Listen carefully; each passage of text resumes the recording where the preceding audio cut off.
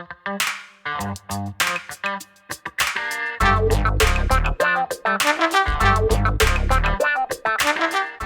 hey guys, welcome to this edition of Let's Be Blunt with Montel. And I'm so excited about the guest we have today. My guest is a food and lifestyle expert with more than 20 years experience as a creative director, lending her design expertise to clients like Food Network Kitchens, US Food, Meredith Publishing, Crate and Barrel, and many, many more. She's directed award-winning publications, and including Food Fanatics, Sweet Paul, and Uncrate. She's the founder and creative director of The Kitchen Toke, the first media brand dedicated to promoting health and wellness through culinary cannabis. Welcome, Joline Rivera, to Let's Be Blunt with Montel. Joline, thanks so much for being here today. Thank you for having me. I'm excited and happy to meet you. Absolutely, really happy to meet you. And I've got to thank you for the little care package you sent me. Good. I got your copy of your magazine, and I also got a copy. I got some of your honey that we're going to talk about a little later on, and also your honey hemp balm. And I'm really happy to say that the flavor is unbelievable. It's really good, and thank you. You're welcome. Thank you. Absolutely. Now let's talk a little bit about your background. You have a really impressive background in the food and lifestyle, media, and arts. How did you get interested in this as a career path? Well, in all honesty, I think I started when I was 10. I used to draw letters when I was little. I was always drawing or scribbling something. As I was growing up, though, college wasn't really discussed in my home. I come from a single family upbringing. I was a latchkey kid. I really didn't think about college. I was just trying to make it through high school. And when I finished high school, I got my first job in a print shop, and I learned about woodblock typesetting and printing as a whole. That's when I knew I started to fall in love with typography. And I didn't realize that I could actually study typography in college. So after I got that first job, then I decided, I really need to get myself through college. I needed to figure out a way. I didn't have the benefit of help from my parents. They couldn't afford it. And I needed to figure out how I was going to, make this happen for myself. So I put myself through undergrad school and studied graphic design and creatives and journalism. And then I went into a job at Meredith Publishing. It was my very first job. 6 months before I graduated, I was offered a job at Meredith Publishing for Country Home Magazine as their senior designer. I spent 5 years there and kind of cut my teeth on a lot of different publications, Better Homes and Gardens, Country Home, things like that. And what kind of things were you reporting, or were you just typesetting and printing? What were you doing? Well, I had at that point, I had a 4-year degree in graphic design from Drake University. So I was hired as a senior graphic designer for Country Home. So I was laying out pages, combining pictures and words. My job was about communication. Okay. And then, so now how many years did you do that before you decided to get into actually creating, what you've done today? Well, I spent 5 years there, went out on my own. I should say, I did pursue a master's degree while I was working at Meredith Publishing. They offered to pay 80 to 85% of that, and I took advantage of that. And 5 years in, I decided to go out on my own. And my first freelance job as a graphic designer or creative director, if you will, was working for the Meredith Publishing book group. They hired me to design their series of cookbooks for Food Network Kitchens. And that was, I'm going to be honest, I lied, when they asked me how much food experience I had. I said, oh, I can do this. And I threw myself into it, and I learned on the job as quickly as I could. I was a quick take. And I spent 5 weeks in New York at the Food Network behind the scenes with the food folks there and the culinary director producing this cookbook series. And I think we did 4. Okay. But then what drove you to combine food and cannabis? When did you start becoming interested in cannabis? Was it because of a personal interest, or what was going on? Well, I'm going to be honest. It took something really big for me to do it. Growing up, I grew up around cannabis. I always associated cannabis with the party scene. I didn't look at it very positively, that's for sure. Drug and alcohol addiction runs deep in my family, and that was something I would have done anything to stay away from. So I was very hyper aware, and I had to change my thinking real quick. In 2011, my very good friend's father was diagnosed with cancer.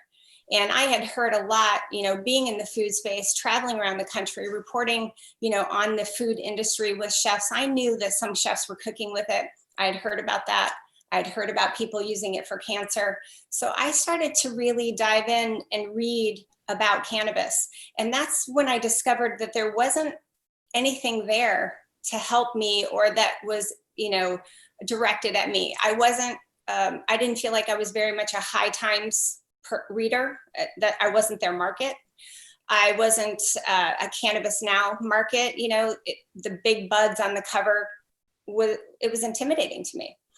And I was really looking for, an entry level, something that spoke to me, where I felt like I could enter it, read about the plant, that made it easier for me to understand the benefits and not so much the chemical compounds. I mean, I found myself reading medical journals anyway, but, I really was looking for something that spoke to, I guess, mainstream. But this is back in you said 2011, and I know for a fact that there was not much information available back in 2011. You had to really dig deep to find any information that discussed, one, just cannabis, period, some of its component parts that are associated with medical attributes, and then trying to figure out how to infuse it in something edible that would still be of a medicinal value. So, I mean, where'd your search take you back that far ago? How long ago? It was, I was looking at YouTube videos. There wasn't anything I really trusted as far as cooking goes. And so by the time 2016 rolled around, to be honest, I had been doing a lot of reading, but I really didn't buy into everything I was reading. I knew there was a lot of anecdotal stories. And, when those anecdotal stories start to stack up, you start to pay attention. And my friend's father, and she's on my Kitchen Toke team, Nellie Williams, he was losing his cancer battle. And that's when I asked a couple friends of mine here in Chicago who were cannabis fans, users, do they know someone who could help me produce a dark chocolate? He had lung cancer, so I knew he wasn't going to be smoking anything.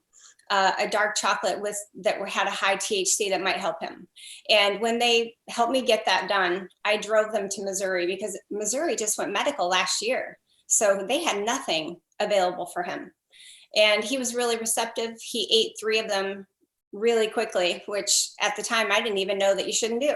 So, but what are you going to tell somebody who's tried every single trial he could get himself involved in to do anything, to help his cancer?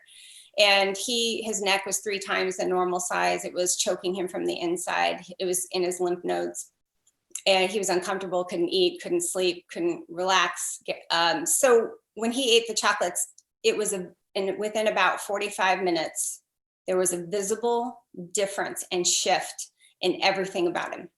So much so, his 6 daughters who were there in the room with us, they were crying. They hadn't seen their dad have that kind of relief in a long time.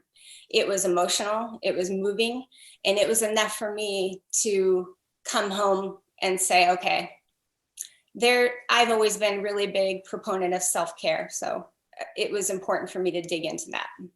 And then I guess by about 2016, you were able to start finding out some information about the anti-inflammatory effect of different cannabinoids, the different cannabinoids that you could actually use.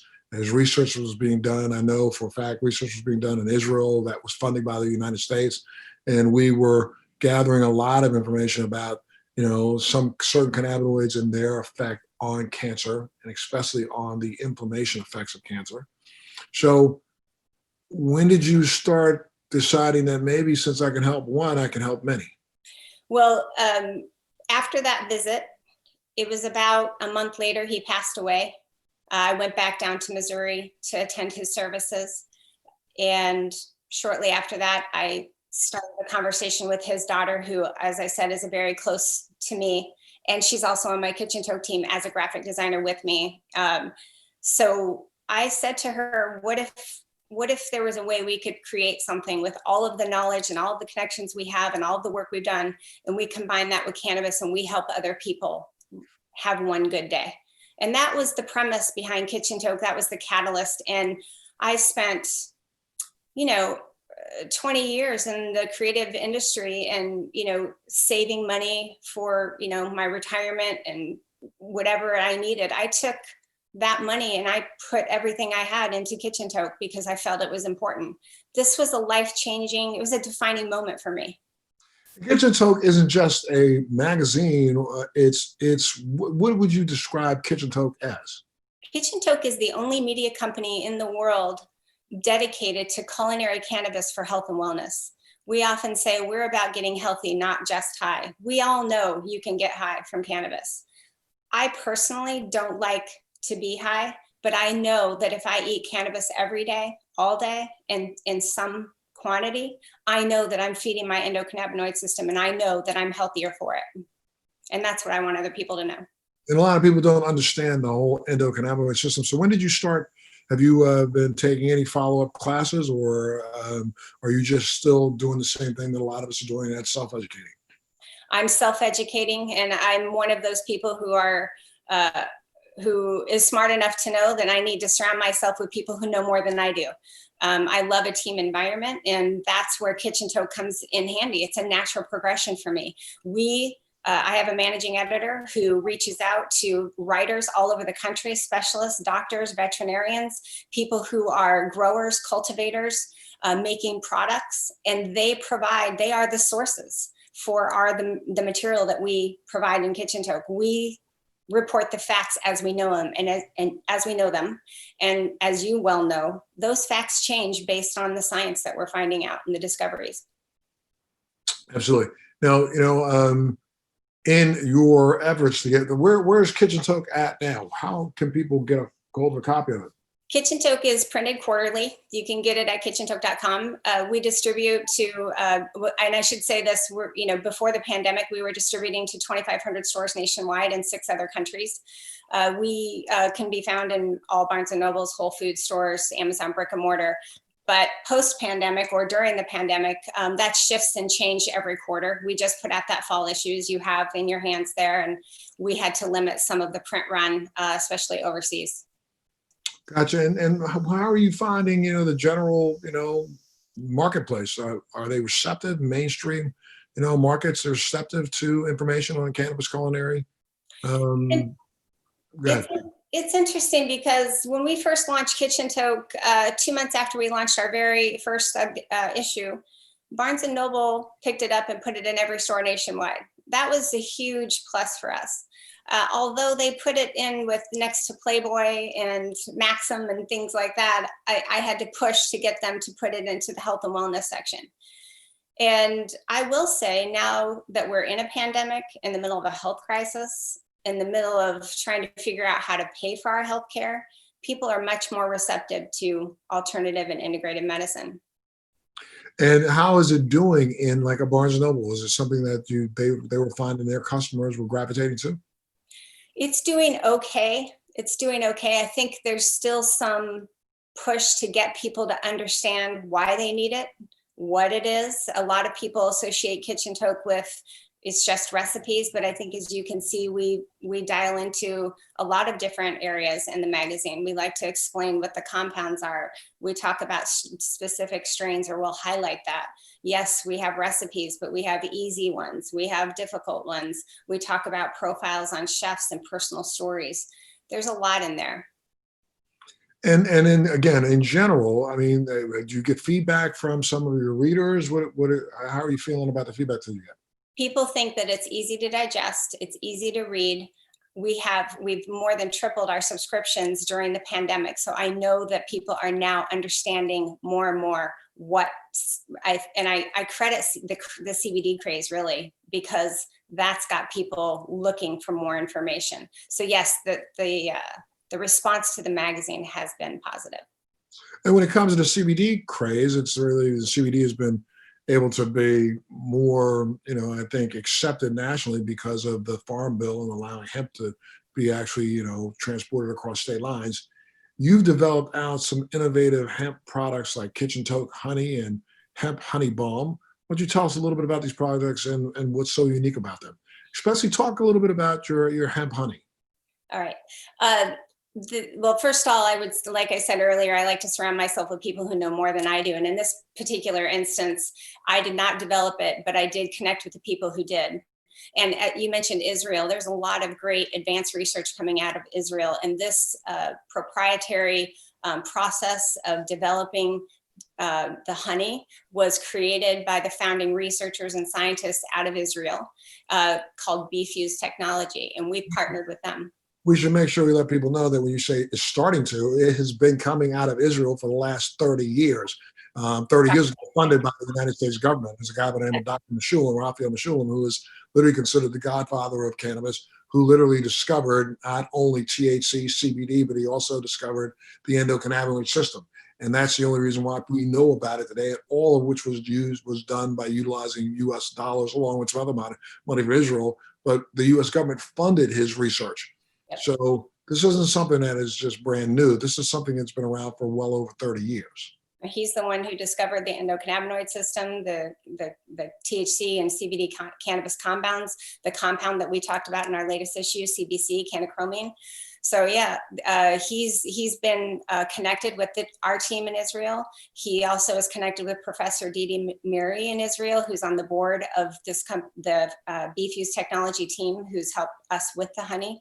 So this is an interesting process.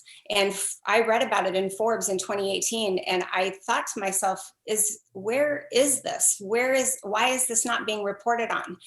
And I tracked them down because I wanted more information. And when I finally got in touch with them and learned more and more about the process and what they were working on, I knew it was more than just a story for Kitchen Toke. I knew I wanted to be involved. We had a like-minded interest in that cannabis is food and food is medicine. So explain what the honey is so people understand. So the bees are eating a proprietary hemp oil mixture, and they are breaking down that oil in the hemp oil in their bee belly. It's a full spectrum, organic, whole plant honey. So they're breaking down the oil in their bee belly. They're adding all the goodness from their bee enzymes, and they're regurgitating the broken down, pre-digested or the digested oil into their honey. So what you're getting is water soluble CBD and other cannabinoids in their honey. So they're doing the infusing for us. And then you collect that honey and then you serve it up, and its purpose is, what do you feel its purpose is? When we spin the hives, we hand the uncapping of the wax is done by hand. They spin the honeycombs. The honey comes out and we jar it. We're not adding lecithin. We're not adding MCT oil. There's nothing added to this honey. So I think that's important to know. And the purpose of this is because I know that, honey is a functional food. So with the combination of CBD and other cannabinoids to it, it's a very important health property. You can cook with it. You can eat it by a teaspoon. You can, because it's water soluble, you can add it to tea or a coffee, and your oil is not going to float.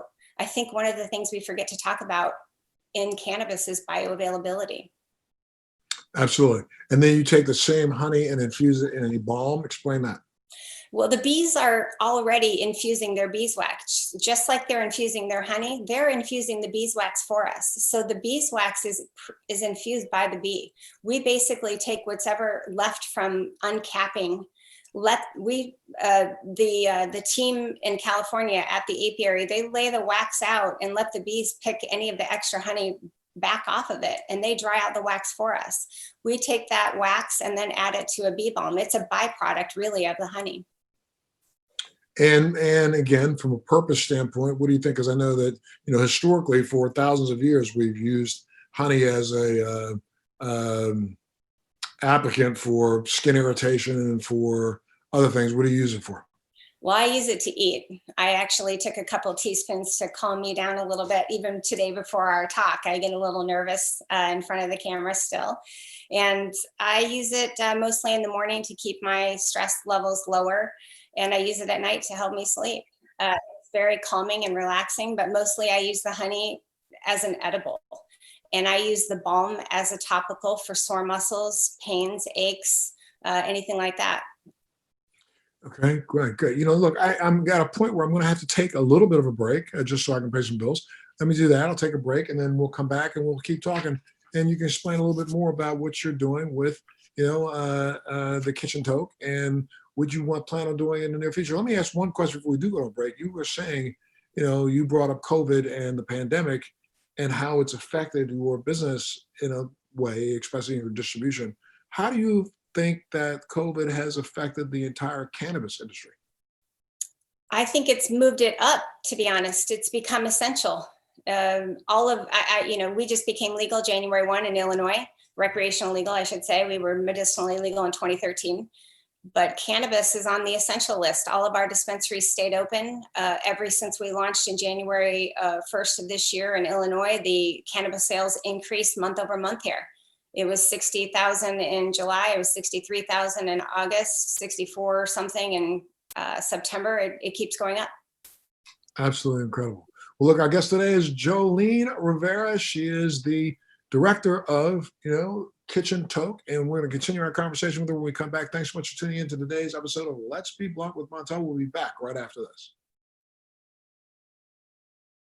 So thanks so much for tuning into this edition of Let's Be Blunt with Montel. And today's guest is a food and lifestyle expert with more than 20 years experience as a creative director, lending her design expertise to clients like Food Network Kitchens, U.S. Foods, Meredith Publishing, Crate and Barrel, and many, many more. She's directed award-winning publications, and including Food Fanatics, Sweet Paul, and Uncrate. She's the founder and creative director of the Kitchen Toke.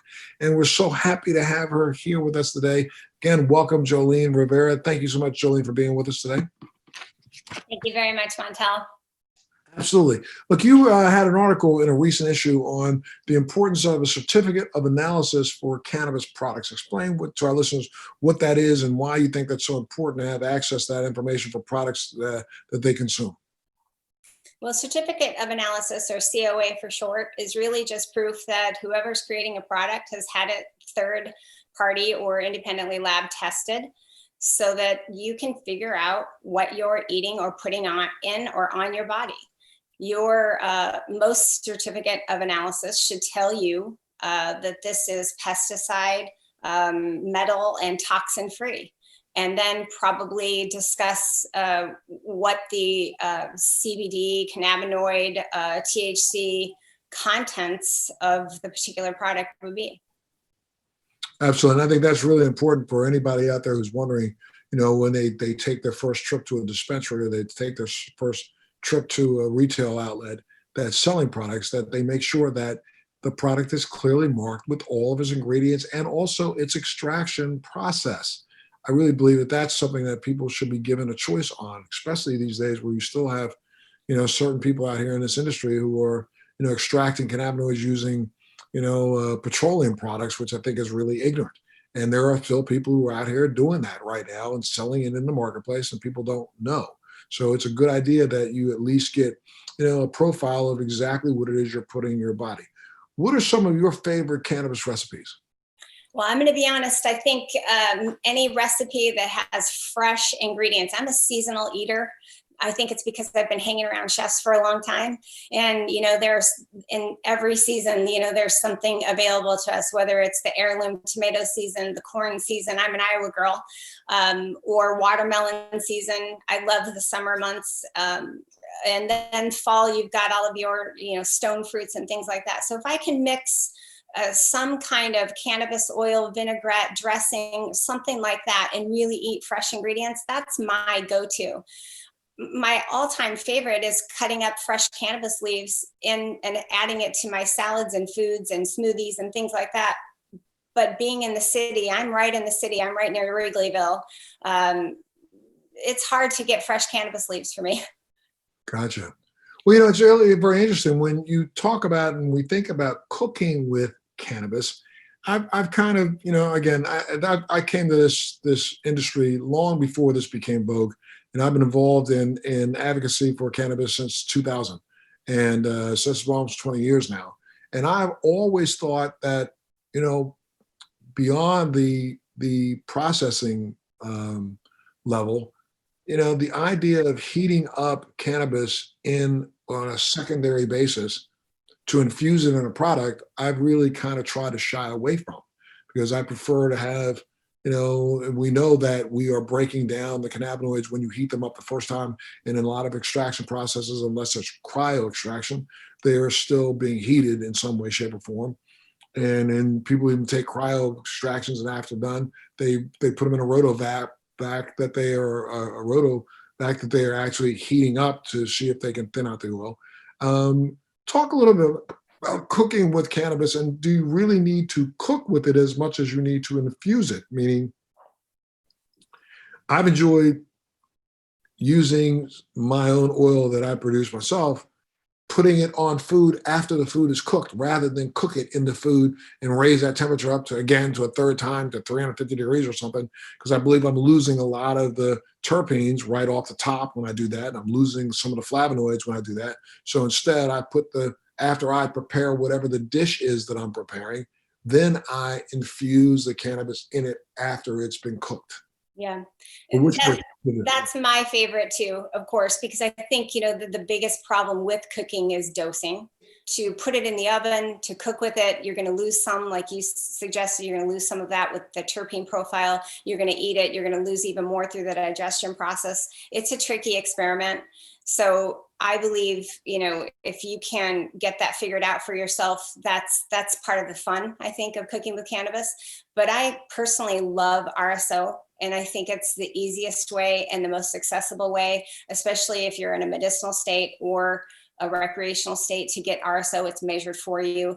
That's easier to add to a fatty element, whether it's butter or any kind of oil, and then sprinkle or brush on, sprinkle over a salad or brush over, a chicken as it comes out of the oven. But I agree. We try to walk people through those. We have suggestions. We produce how-to videos on some of that stuff. So it's experiment for sure. Now tell us a little bit about this article that you recently published on CBC. Well, CBC is cannabichromene, and I will preface that by saying, while we talk about a lot of individual compounds of the cannabis plant, I do believe that everything is better together, meaning not isolating one compound over another. I believe that everything is in a full spectrum cannabis profile. Creating that entourage effect is always better. So that's exactly what Dr. Mashulin stated when he first discovered THC and CBD, and the fact that there's now probably over 166 more cannabinoids in there, that they work better in an entourage effect. That's a fact, and that's been something that's been published over and over and over again. And why we so blatantly try to separate this out into one or two cannabinoids, I think is crazy, because there's like you just said, there's CBC, there's CBG, there's CBN, there's THCA, there's so many different cannabinoids that we literally try our best, and like we've done even now, which I think is kind of ignorant. You still have places that are trying to make cultivars that have the highest amount of THC as possible, as if a high number of THC is going to make a difference in the high you get. So I want to echo what you were just saying, but go right ahead. Yeah, so CBC is short for cannabichromene. I was talking about this actually the other day. Cannabichromene actually is like being on a football field. It runs blockers for your receptors. So think of an offensive line who's protecting your quarterback. It runs blockers for your receptors, so that those other cannabinoids, so that your receptors don't get damaged, really. Wow. And then, so you wrote an article about what's that? Are you trying to find plants that have a higher level of CBC in it? No, we're really running an article about what the cannabis compound is, meaning there's more to cannabis than just THC and CBD. And that's what we want people to know. I think the last issue we covered CBG, the issue previous to that, maybe CBN. We highlight all the different cannabinoids, and we choose one so that we can talk about what it's known for and how it works in the entourage. Okay, all right, good. Well, what are some of your favorite different strains? I was thinking about that this morning. I gravitate, like I mentioned earlier, to a RSO, and I find it hard or it's difficult to get consistent things at the dispensary here still. So I don't have access to go into the dispensary and buy the same flower every time I go in. I've experienced different strains, while I've been on location. When I was traveling, I was always on shoots for Kitchen Toke. I don't get to do that right now. So I always look for the RSO breakdown that's good for me. And I choose a CBD high RSO, like a 20 or 15 to 1. So I'm more about what is available to me and then what I can do with it based on, the flavor or the taste of that. I gravitate towards the lemony or lemonine profiles. So you don't necessarily go in and try. Well, I mean, I think a lot of what we claim to be strains, we start to find out are different in every grow cycle. Yeah. And I don't think people have been able to dial that in that way yet. Is there a Kitchen Toke television show in the works? It's part of our plan, our long-term plan. Right now, I'm still independently funded, independently owned. I'm still, we're in the middle of our first raise for our honey.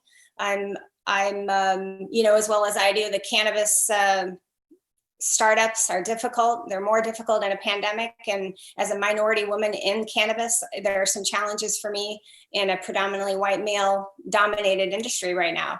And I'm connecting with the people in Chicago who are really supporting women in the space and really taking time to do that during this pandemic while I'm here. So that's been a lot of fun for me. So I'm focusing on relationships right now, growing the brand as a whole, and figuring out what our next move is with the honey. We launched the honey product just 90 days ago. That's excellent. What are some of the special events that Kitchen Toke is involved in? Well, before the pandemic, we were doing dinners at Fashion Week. We were producing a lot of dinners for fashion designers after their shows, private dinners. We did some dinners for Bloomingdale's. We've done dinners for Rock Nation hip hop artists. We've done backstage concerts here in Illinois, 3-day backstage concerts where we provide infused food for the hip hop artists only. So these are private, exclusive events. So we've done that, and then we're looking forward to 2021 in the fall. Right now, we're invited to be part of the Jerry, which is a golf outing, a celebrity golf outing for Jerry Weintraub. He was a film producer. And June of 19th of this year, because of the pandemic, it was canceled, but we were supposed to launch our honey at the Aspen Food and Wine Classic and produce some dinners in collaboration with Food and Wine Magazine. And are these dinners, when you infuse with THC or just allowed to infuse with CBD? It depends what they ask for. Because they're private, they can do whatever they want. But the Fashion Week dinners were CBD. The hip hop dinners for Rock Nation were full infused dinners. And the backstage concert was CBD because there was a little ambiguity there on public park grounds. Gotcha. Okay. Now, you also have been looking into, and I think, did you write some articles about CBD or cannabinoids and pets and animals, and what kind of products do you have that are available to treat animals? I know that your honey could probably use, though, they don't necessarily need the sweetness, but yeah. Yeah, I give my dogs honey every day in their food. One of them has an IBS problem, the other one has hip dysplasia. But the article that we ran, I found myself really thinking about, one of my dogs was diagnosed with Cushing's, and basically she has a tumor in her pituitary gland, and it's growing and it's inflamed. And I've been thinking a lot about that, and they gave me a heads up to think about seizures and things like that. And I know that, seizure control obviously is something that cannabis has been used for in kids. So pets have an endocannabinoid system. All mammals have an endocannabinoid system. So it makes sense that it would work with them. And we recently produced an article about seizure control for dogs and a disorder for felines. It's called FARS. And it's, It's a feline audiogenic response to loud noises. And a cat hears the loud noise and they have a seizure. Wow. Well, I've had direct association with cannabinoids in animals through a very close friend of mine who had a pet who had a huge tumor on its leg that doctors thought was inoperable, and they were thinking about amputating, and gave the doc a really bad prognosis. And then after they applied and utilized cannabis, the dog ended up living for multiple years longer than expected because they use cannabis. So, there's a lot of research coming out. Are you going to plan on doing any more articles in Kitchen Toke about this? It's important to me as a pet owner. So, and my entire team they have pets in their families. So when we have questions as a whole, I feel like that's an indication for the public, the general public. My entire family still lives in Iowa, and they're a good indicator of what's happening in the cannabis world. So my long answer to that is yes, because there are so many people who still don't know. I have so many questions still, Montel, about what is CBD. I have someone who's ordering our honey every month, and she asked if she could have a conversation with me. And she said, "Oh, Joline, I tell all my friends that I order PCP from you." And I said, "Whoa, Oh. let's make sure we don't tell your friends you're getting PCP from me. It's called CBD." She's like, "Oh yeah, whatever that is." So I think, go ahead. I'm sorry. I was going to say, I think because, this, you've been doing it for 20 plus years. I'm new. I'm not an expert. I would never call myself an expert, even in creative direction. I've been doing that 20 years. I'm still not an expert. But I think we are so into what we're doing, we forget how far ahead we are from everyone else. And so I remind my team a lot, bring it down, always bring it back to basics. Kitchen Toke has to be a place where someone can go to feel like they can enter the conversation at any time. Yeah, I think one of the things that's so crazy about this industry is that this industry has done a lot in the last 5 or 6 years to try to see if they could educate B to B and forgotten the B to C, which is the consumer, and left the consumer behind. And that's why we have so many people who still have questions and still think that, even like the current, presidential nominee, both of them, who still think that cannabis is a gateway drug, which is really absolutely ridiculous if they just spend a little time educating themselves. And I think that's part of the problem, is part of this industry's problem, is that we don't take the responsibility to educate the consumer. What do you think about that? I mean, that's what you're doing through Kitchen Toke, but I think that how do we convince the rest of the industry to step up to the plate and do the same thing? Well, by having these conversations, I think, making it known to people that there's not enough information. But also, I also want to make a point that there is a lot of information out there. I saw I can't remember where I read it, but it was a note to say that the government keeps saying that there's not enough research done, and I'm like, I'll save my language, but it's ridiculous, because I found a link and I put it on my personal page. I put it on all of our properties. There have been 34,492 studies done by the National Library. It's in the National Library of Medicine. There are studies there. And if you take a look at them, it's coming out of the mouth of a government that has funded a lot of these studies, claiming there's not enough research. But most people don't understand that. The United States has been tacitly or some weird way funding research at the University of Mississippi for now over 40 years, closer to 50 years. And if the government that's been spending my taxpayer dollars doesn't think that they've spent it the right way, then why do they keep spending it every single year? It's so ridiculous when you stop and you think about the fact that there is so much information out there. All you have to do is take a second. It's like, taking a horse to water. You can get them to water, you can't make them drink. Right? Exactly. And I think, the reason I created Kitchen Toke is because there's not enough information. Kitchen Toke is about education, and I'm educating myself along with everyone else. And I think that everyone gets to learn with me. I'm a big proponent of self-care. I've always been. I learned that I had an insulin resistance problem in 2015, I was carrying about 15 pounds of visceral fat, which is fat around your organs. Because of my insulin resistance, I was well on my way to diabetes. I had an extensive blood test that says, yes, you have markers. I'm Hispanic. I know I have markers. I know it runs in my family. And my doctor said to me, Joline, it doesn't mean you have to get it. And here's what I'm going to do. He gave me a list of foods and he said, these foods can help you stay away from diabetes. And that's when I learned that food is medicine.